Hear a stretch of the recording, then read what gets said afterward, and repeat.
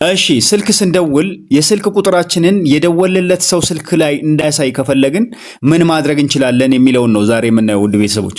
እንግዲህ ይሄን ለተለያየ አገልግሎት እንፈልገው እንችላለን። ለምሳሌ ሰውየውን ሰርፕራይዝ ወይም ደግሞ ፍራንክ ለማድረግ ከፈለግን ወይም ደግሞ ለተለያየ ጠቃሚ አገልግሎቶች ልንጠቀምበት እንችላለን።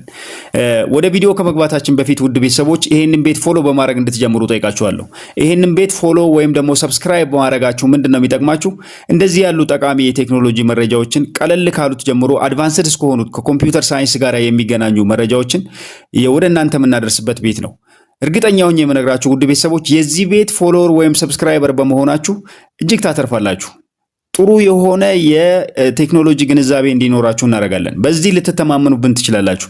ከእናንተ የሚጠበቀው እቺ ኖርማሏን የትም ቦታ የምታደርጓትን ፎሎ ወይም ሰብስክራይብ ማድረግ ነው። አሁን ወደ ቪዲዮ እንገባለን። እዚች ጋር ያለችውን ስቴፕ እንከተላለን። ፎሎ በማድረግ ወይም ሰብስክራይብ በማድረግ ጀምሩ። እንግባ ወደ ቪዲዮ። እሺ ምንድነው የምናደርገው? እዚች የመደወያ አፖ ላይ እንሄዳለን። ስልክ የምንደውልባት ቺፎን የምትለዋ ላይ እሷ ላይ እንገባና እዚህ ጋር ሶስቱ ነጥቦች እነካለን። ከዛ ሴቲንግ የሚል ይመጣል።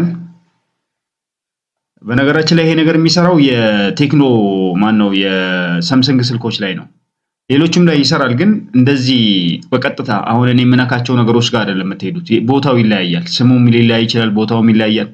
ለሌሎቹ ሰራላችኋለሁ የለም ማለት አይደለም፣ ግን እዚህ ጋር ነው የሚከተለውን ስቴፖች ላይሆን ይችላል። ስለዚህ ሳምሰንግ ላይ ግን ልክ እንደዚህ ነው። ስለዚህ ምን ሶስቱን ነጥብጣብ ሴቲንግ ገባው። አሁን ወርታች ስክሮል አደረግና እንደዚህ እዚህ ጋር ይሄ ሰፕሊመንተሪ ሰርቪስ የሚል አለ። እሱን እነካዋለሁ። ቀጥሎ ሾው ዩር ኮለር አይዲ የምትላለች እቺ ከላይ ያለችውን እሷን እነካታለሁ። እሷን ከነካው በኋላ ኔቨር ኦልዌይስ ዲፎልት ምናምን የሚል ይመጣል። አሁን ያለው የኔ ዲፎልት ላይ ነው፣ ይሄ መደበኛው ማለት ነው።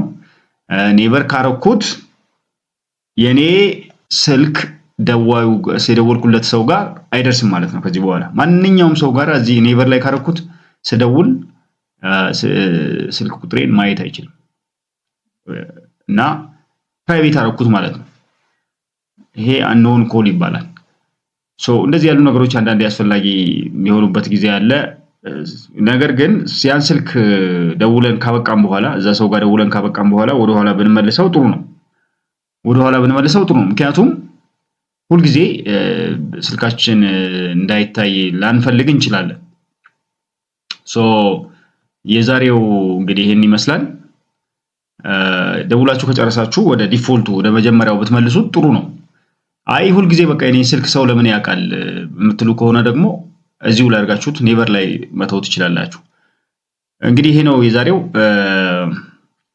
ውድ ቤተሰቦች እንግዲህ በመግቢያ ላይ እንዳልኩት ይሄንን ቪዲዮ ሼር አድርጉት፣ ላይክ አድርጉት፣ ኮሜንት ጻፉ።